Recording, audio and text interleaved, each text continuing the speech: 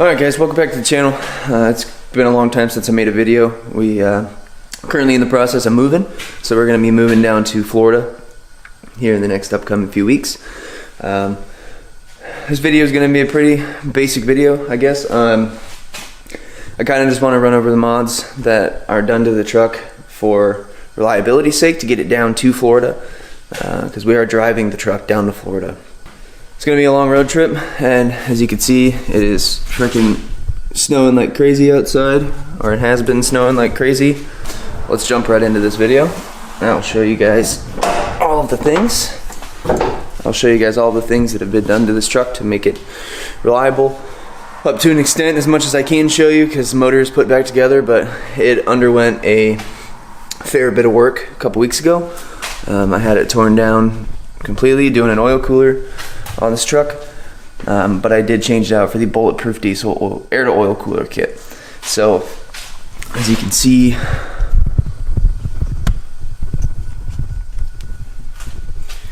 right here, this is the new Bulletproof oil cooler. It sits there and you can see all the, maybe you can. There's all the oil line fittings and everything. So basically everything that is done to this truck, it does have the 0-gauge battery cables all the way around. It has an extreme diesel performance coolant filtration kit, which I know now I don't need it, but might as well use it if we have, the capability to use it. I can't really show you underneath all the turbo and stuff like that, obviously, because it's there. But underneath the turbo and the old oil filter area is the Bulletproof diesel transfer block in there, and that is what makes this puppy run.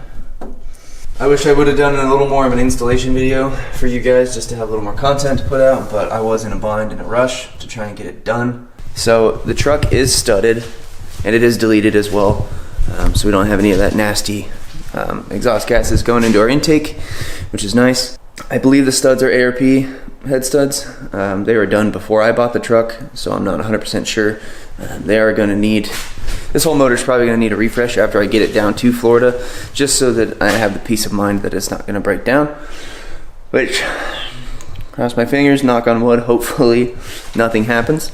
But that's why, if anything happens, I'll bring you guys along on the road trip, and I will show you guys what I've been doing, or what I will have to do to remedy some of these issues that come up. If there is any, hopefully there's not.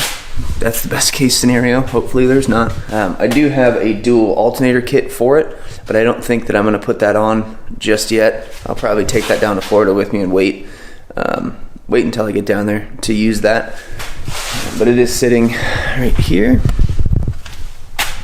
I do have the whole dual alternator setup. I could potentially put that on now and be fine, but the truck doesn't have any issues with charging as it is right now. And when you add a dual alternator kit, it just kind of acts as a backup. It doesn't really create more power to put to your batteries. It regulates it, so there's really not a huge point in it right now. I know we have 2 batteries, and maybe I'm overworking one alternator when I could have 2, but I don't really want to undergo that work a couple weeks right before I leave, because that would just make it more of a hassle to drive it down there.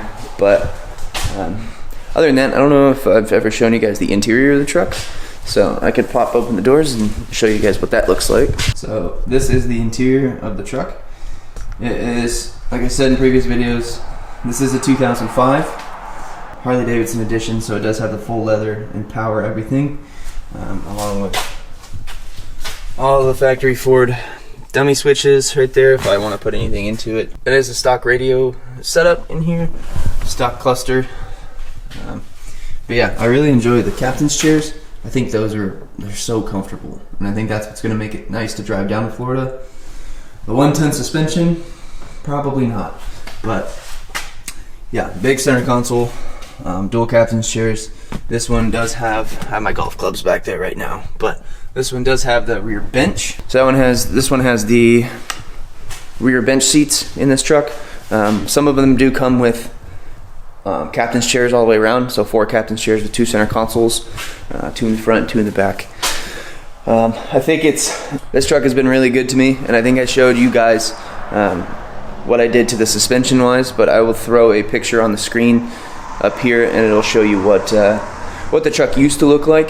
It sat with an 8-inch lift on 37s, I believe, and that was just too much for me at the time. I mean, it was cool, don't get me wrong, but as you can see, the truck is sitting in the garage now, and how it fits, no idea, but I made it work. And now it's sitting in the garage, which is nice. Let's see.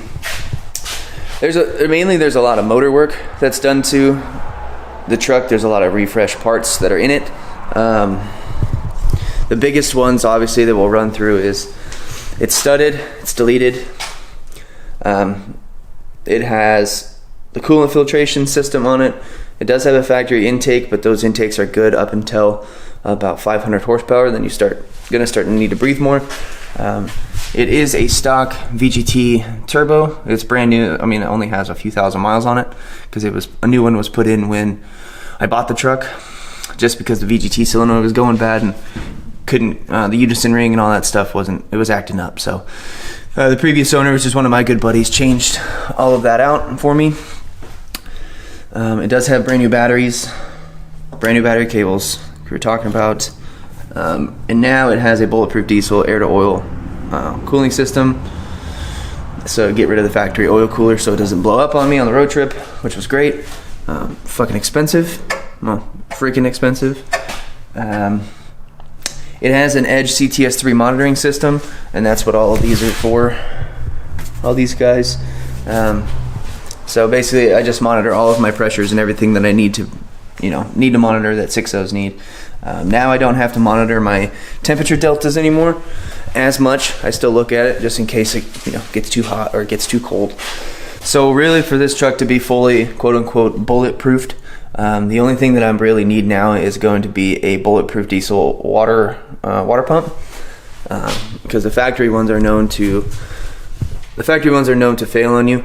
They're the ones that are made out of plastic, and plastic deteriorates and then it gets in your cooling system. But thankfully we have a cooling filtration system, so hopefully nothing can get stuck in the block before it goes through and cools everything down, or get stuck in the radiator or anything like that.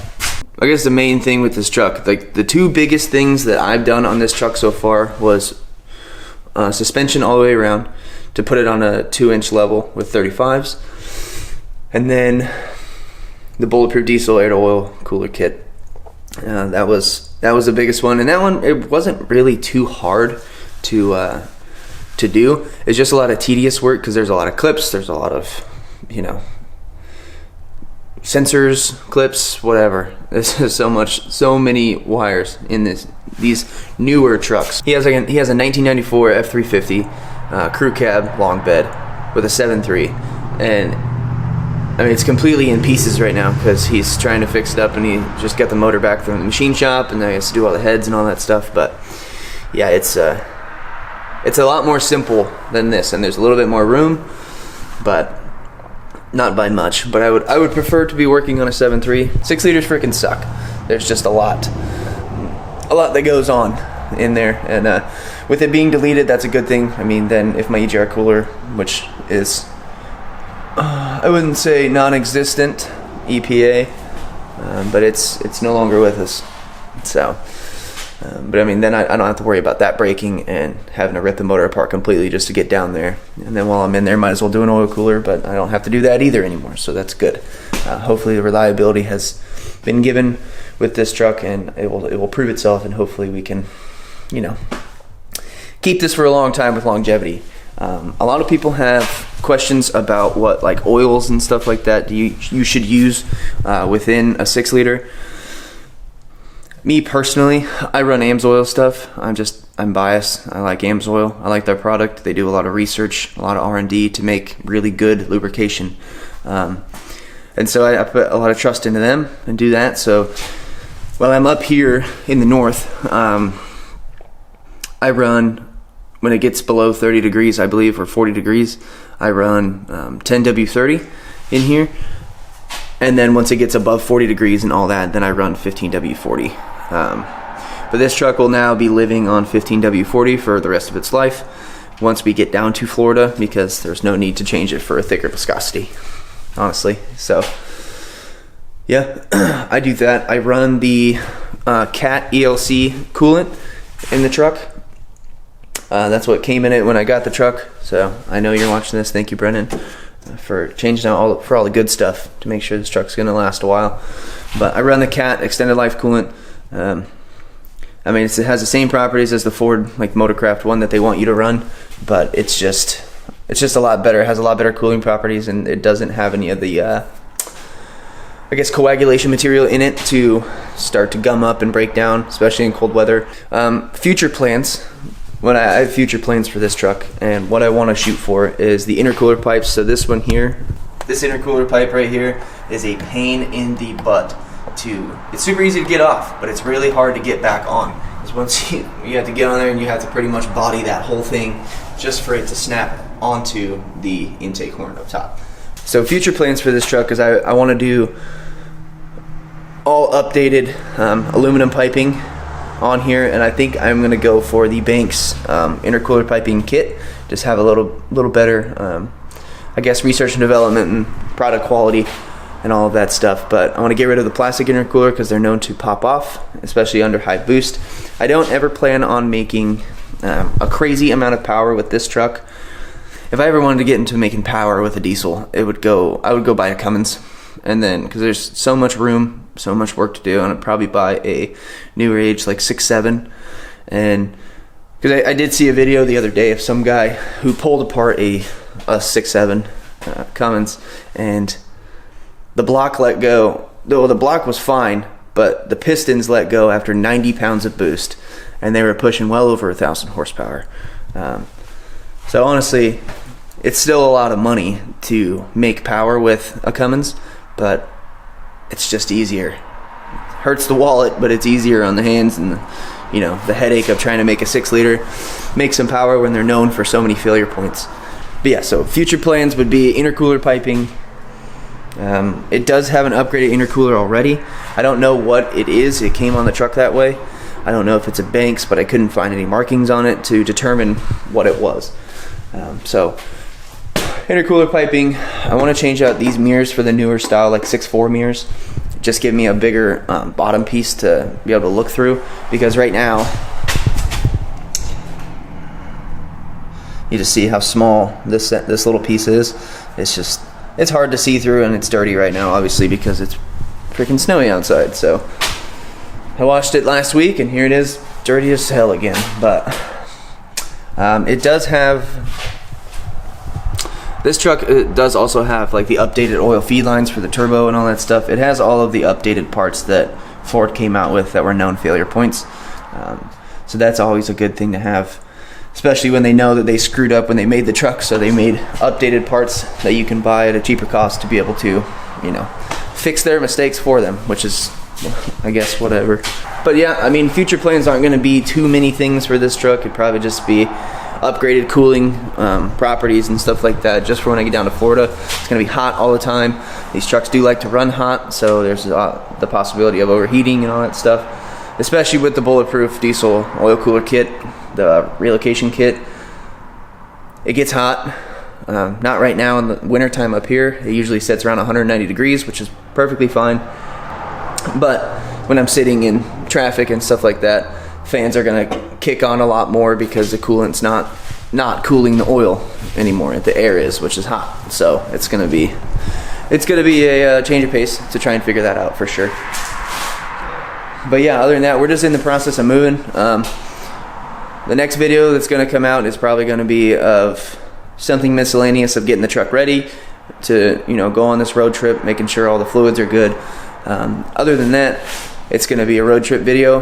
I'm going to try and do some recording of places that, obviously that I've never been, because we're driving across the whole entire nation, which will be fun. But then we'll do some road trip vlogging there. That should be a good time. I know we didn't do much in this video, and I apologize. I've been slow on the content. Again, hopefully when I get down to Florida, I will be able to push out more content for you guys. And I do have a plan. It's not going to happen right when we get down there, but I'm going to get a project car, and that's going to be my content car, probably. So if there's a vehicle that you'd like to see that I may not have thought of already, drop it down in the comments and let me know what you think would be a good a good car to create content with, and something that would be fun, and you can drop ideas for what you think would be cool to do to a car or something like that. Because what I want to do necessarily is I want to be able to, I might get in the wrecked scene and get a wrecked car and build it up from scratch, or or from frame up, and just see how that plays out. But I want to take on a big project that will turn out to be a really cool thing, a really cool vehicle in the future. So drop a comment down below, let me know what kind of vehicle you guys would like to see, and then I guess we can stay tuned and see if that dream comes true or not. But I do appreciate all of you checking out this video, and just even clicking on the video helps me out a lot. It helps my channel grow. I've come a long ways in the last year or 2 years that I've made content. A little more comfortable behind the camera, which is fine. Still not very comfortable doing the camera thing in public yet, but we'll see how it all plays out. But yeah, I do appreciate you guys sticking around and hanging out and watching this video.